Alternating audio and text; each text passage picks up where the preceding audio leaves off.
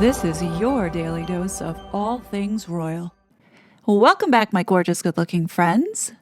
The online world has been abuzz over the last couple days with intense discussions surrounding the proposed restructuring of the U.S. Agency for International Development, otherwise known as USAID.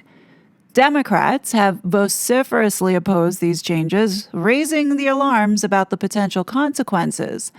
They argue that such restructuring could sever vital lifelines to vulnerable populations around the globe, thereby diminishing U.S. soft power and its leadership in international development. A significant concern by the left is the potential erosion of multilateralism, which could undermine America's role in global governance. These demon rats fear that these shifts might hinder the achievement of Agenda 2030, a blueprint for sustainable development worldwide, clashing with the vision of a new global order that these demons are advocating for. Furthermore, there's a prevailing sentiment that the mainstream, controlled by the left, might be presenting a skewed narrative, potentially misrepresenting USAID's true impact and activities. This online discourse underscores a broader debate on the direction of U.S. foreign aid policy and its alignment with these global objectives. So what we're seeing now, since Donald Trump has taken office, is very familiar to what we saw back in 2016 with our corrupt, bias-controlled media. CNN, MSNBC, NBC, ABC, CBS, all the outlets that Meghan and Harry use to push their propaganda are the propaganda arms that are going to push over the next 4 years to paint Trump again in this demonic way. The good news is thanks to Meghan Markle, we know not to trust these news outlets, and we'll have to seek out independent journalists as well as go directly to the source. So in this case, I went directly to the source and saw the Department of State had posted this on X. Posted today, it says here, the United States Agency for International Development, USAID, has long strayed from its original mission of responsibly advancing American interests abroad. And it is now abundantly clear that significant portions of USAID funding are not aligned with the core national interests of the United States. As an interim step towards gaining control and better understanding over the agency's activity, President Donald J. Trump appointed Secretary Marco Rubio as acting administrator. Secretary Rubio has also now notified Congress that a review of USAID's foreign assistance activities is underway with an eye towards potential reorganization. As we evaluate USAID and ensure it is in alignment with an America First agenda and the efforts of the State Department, we will continue to protect the American people's interests and ensure their tax dollars are not wasted. Now, the reason why I'm bringing up this news is not because it's making news around the world and it's a trending topic, but if you've been following me for a while now, you know that I've talked extensively about this agency and what it actually is being used for. This agency serves more as a tool for foreign influence operations rather than genuine humanitarian aid.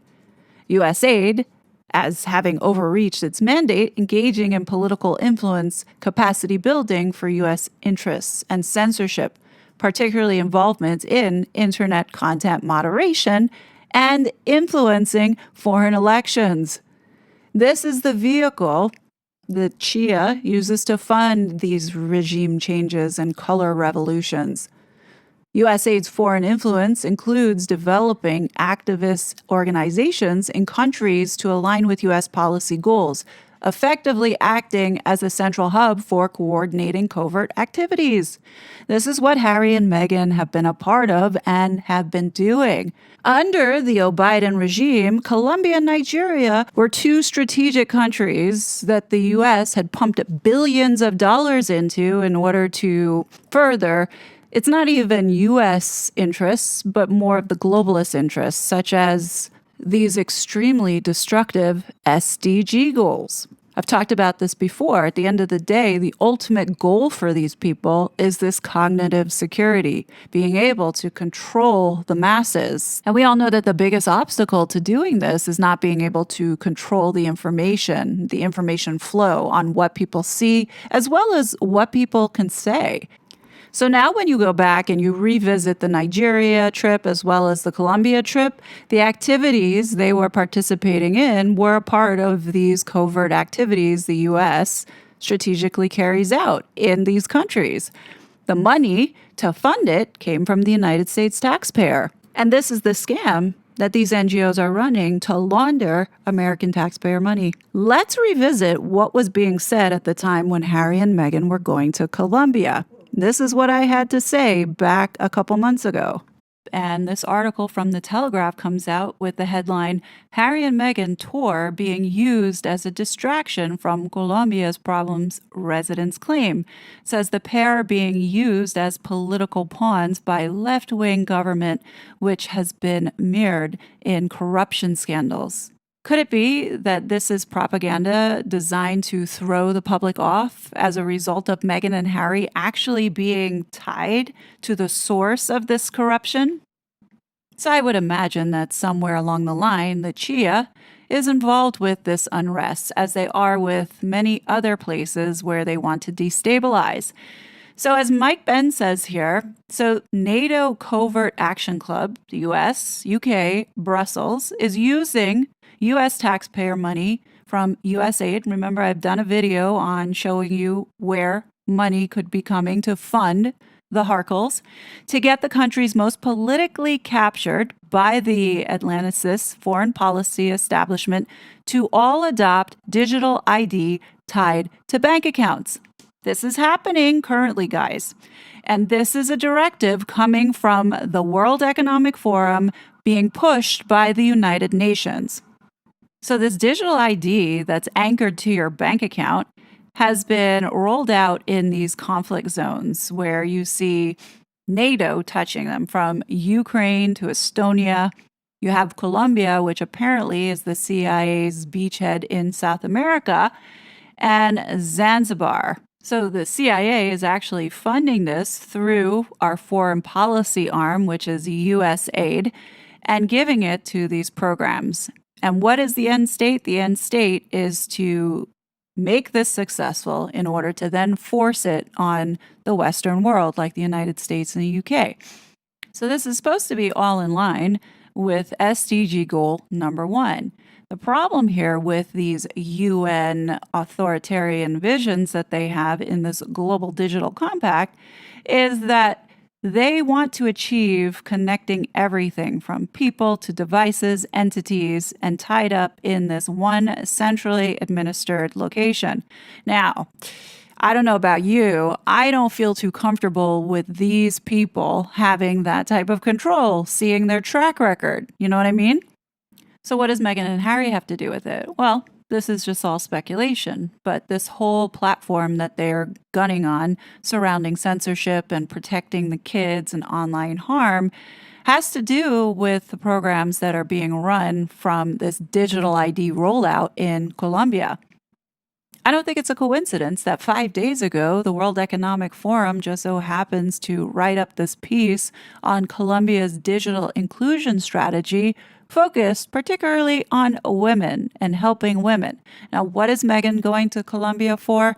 We don't know exactly, but it does have something to do with mental health and keeping women and girls safe.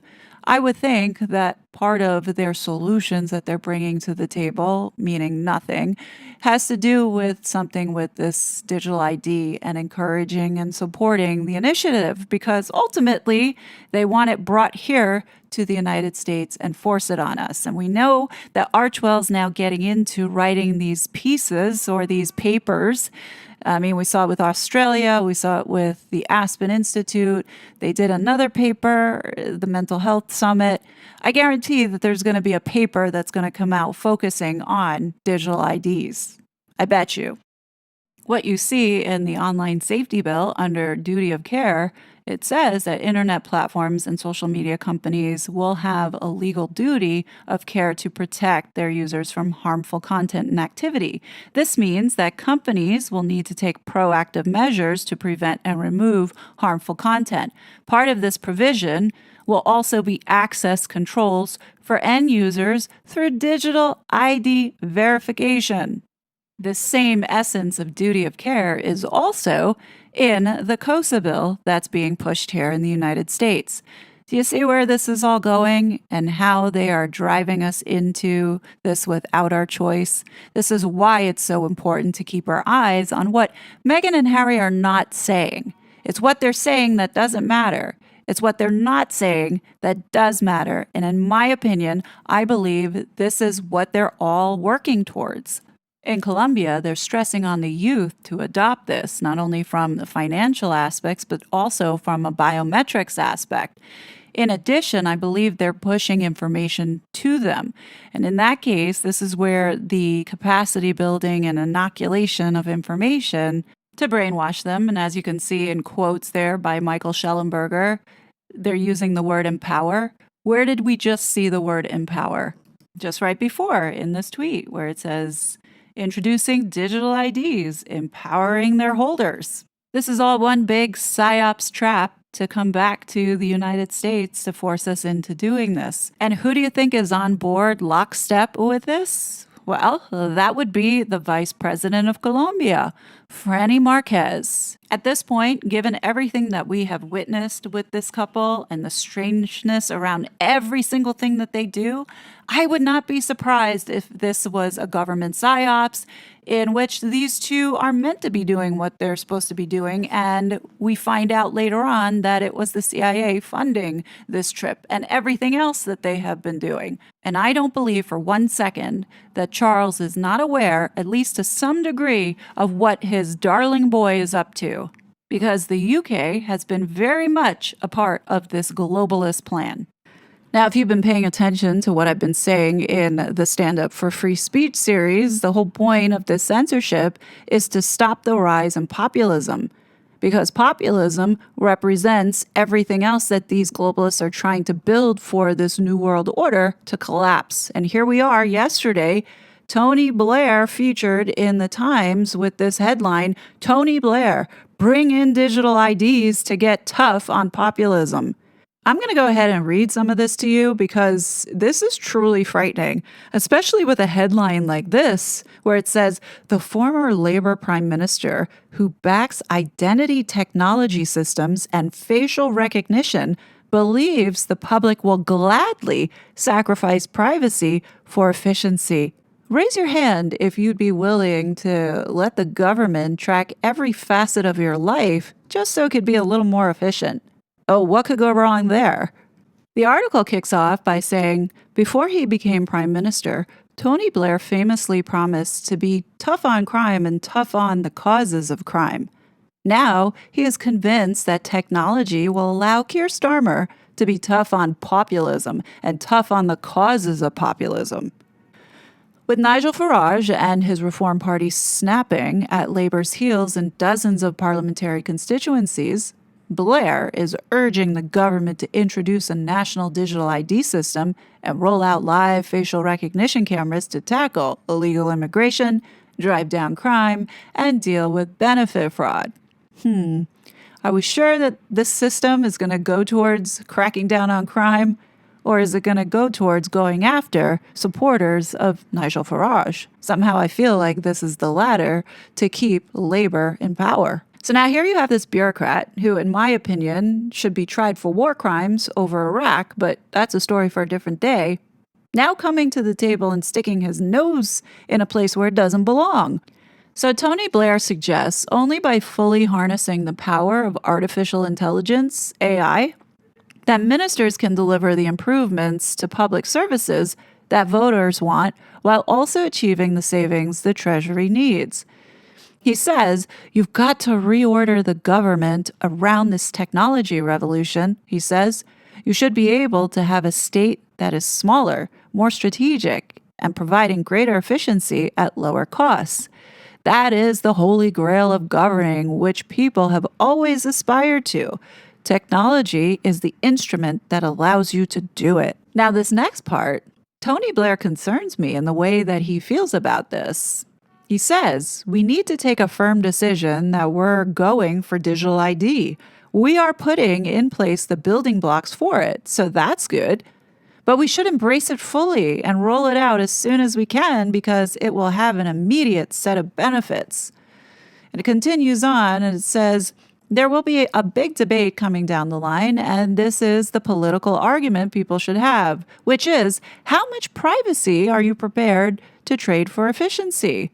That's the real question around technology and public services. My view is that people are actually prepared to trade quite a lot. Well, considering that the UK no longer has free speech, does it even matter what you guys think or how you feel about your privacy, since these people are the ones who are deciding how you're going to live your life?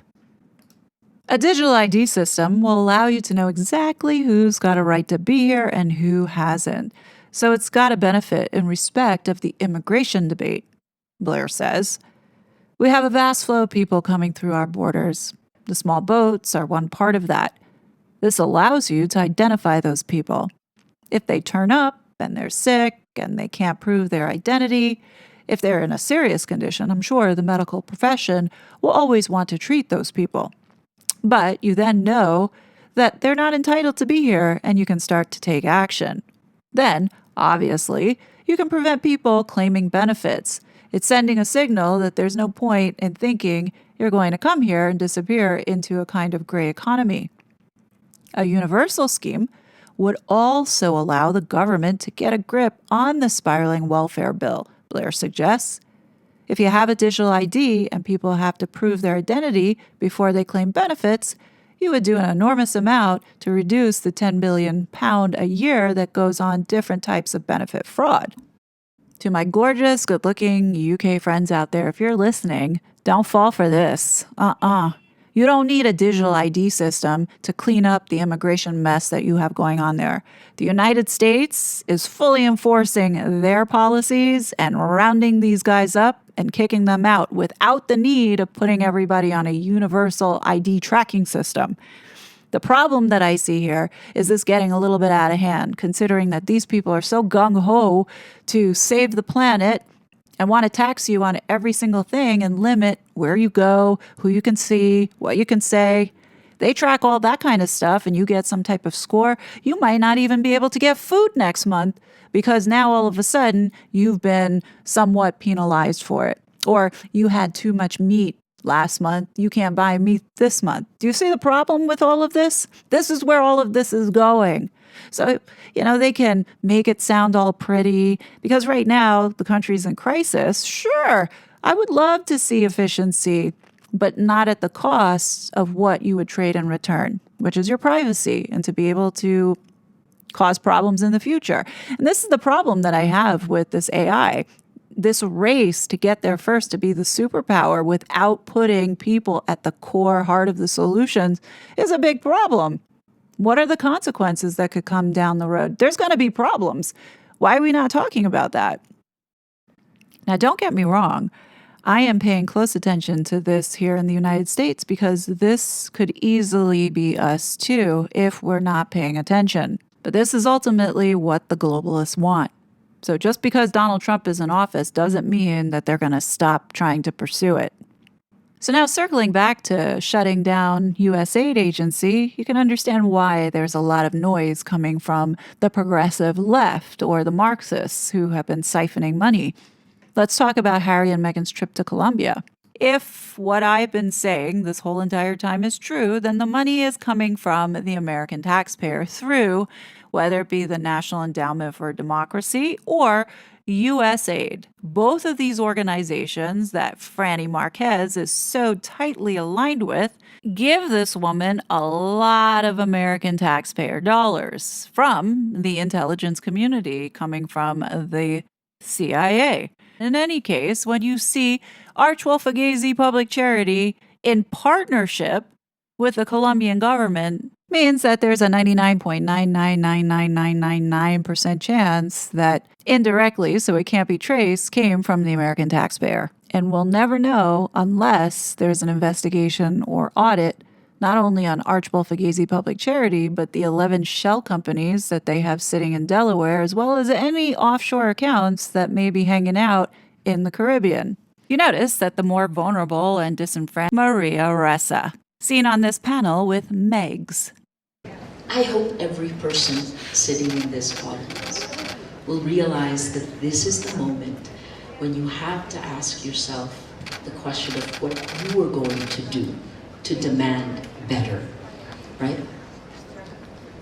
EQ+, if you are brown or black or marginalized in the real world, you are further marginalized online. If you are a woman leader, the attacks you have to weather are far more than we have ever had to do before. So what are you willing to sacrifice for the truth? And think that it is not just for you and the world you want to build, it's for your children. Ah, yes, the standard "it's for the children" playbook. This is what they're going on now. Back in 2020, this was not Maria Ressa's position. Neither was it for Prince Harry or Meghan Markle.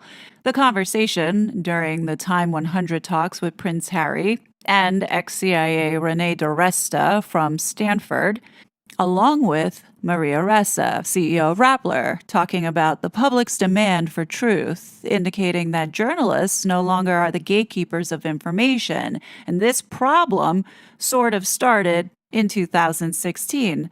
Oh, when the election was lost to Hillary Clinton. Now all of a sudden there's a problem with misinformation online. Never happened before then, right? In any case, this is what prompted all of this censorship, the need to control information, because remember what happened with the Hunter Biden laptop. All these folks were a part of suppressing and hiding that information. Prior to being the CEO of Rappler, Maria was working at CNN. That should tell you enough. What changes have you seen, Maria, in how the news industry sees and carries out its duty to inform all of us? We have never been under such intense attack. In this environment, it's far more insidious, and the tactics are the same globally, and it is enabled by technology. So, in our case in the Philippines, exponential attacks on social media, bottom up, a lie told a million times becomes a fact. If you notice, these people know what the tactics are. She just said, if you tell a lie often enough, it becomes the truth. Well, what if Meghan and Harry have been doing this whole entire time? They fully understand what these tactics are, and they're using psychology to flip this onto the public. That began happening in 2016, so 4 years ago. And in 2016, they seeded the narrative, journalist equals criminal. 2017, you have President Duterte himself saying the same thing top down in his State of the Nation address. In 2018, the weaponization of the law happened, 11 cases filed against us. 2019, I had 8 arrest warrants. I was arrested twice in a 5-week period.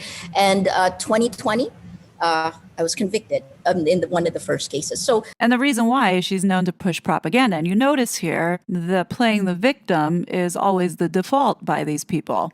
Journalist equals criminal. The world is turned upside down. I guess my main concern is this. I think journalists around the world have done our jobs. We have held the line. We are telling you the facts. I cannot believe she said this with a straight face. For 4 years, they trashed Donald Trump and they lied about him. Not only did they lie about that, but then they had the world suffer during COVID, lying to the public when a lot of the facts that they so put out were not true or proven. And now they're doing it with this climate nonsense. Because without facts, you can't have truth. Without this, you can't have trust. Without any of these, democracy as we know it is dead. And I have been saying that for 4 years. I think the last part is with elections coming up in the United States. Like as if it didn't happen prior to 2016 when there was a different president in office. Without facts, how can you have integrity of elections? With this kind of insidious manipulation that's happening online, how can voters choose, right? How can we know that this is the will of the people. I mean, these are huge issues, right? And I think we need a global collective to try to deal with this. There's that word again, collective. And how rich is it that this woman is talking about the insidious manipulation when at the time of this broadcast for this interview that Harry did, the Hunter Biden laptop story was suppressed. It's a war of information, right? One of which you've both been warning of for 5 years, more? It's really, I became a journalist because I knew information is power. Information is power. And I wanted to fight for justice. We shine the light. That's the mission of journalism. Oh, so it's about shining the light. If you guys really care about the kids, then why is nobody shining a light on all the children being trafficked and abused? Inquiring minds would like to know, Maria. This time shows you more than at any other time that information really is power. And what happened, what triggered it is news groups lost our gatekeeping powers to technology. Let's hear that one more time. Lost our gatekeeping powers to technology. And technology abdicated responsibility for protecting the public sphere. Never once did Harry nor Meghan or any of these folks on this Time 100 Talks discuss putting children as priority and online safety. A couple final thoughts that I have on Maria Ressa is, first of all, she's supporting Meghan and Harry, who are proven known liars. She loses all credibility in my eyes. Second of all, Maria Ressa is supposed to be an advocate of free speech. Listen to what Jimmy Dore had to say. Member on The Intercept, and wait till you hear what she has to say about Julian Assange, right? What does she have to say? What do you think about Julian Assange's arrest? Do you think that that's good or bad for journalists? I have a different view because I think that the wholesale dumping of WikiLeaks actually isn't journalism. So now even Rachel Maddow and Chris Hayes will tell you Julian Assange is doing journalism. That's why he won all those journalism awards. So what this is showing you she won the Nobel Prize, by the way, and she's working with the CIA, and she's repeating CIA talking points. Isn't that interesting? Well, let's watch this.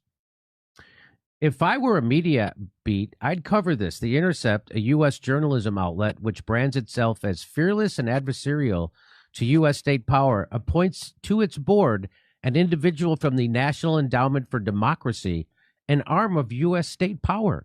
Her appointment to its board they describe her at The Intercept as globally recognized leader in independent journalism. It fails to mention her recent appointment to a U.S. government-funded regime change organization. They don't mention that. The Intercept doesn't mention that.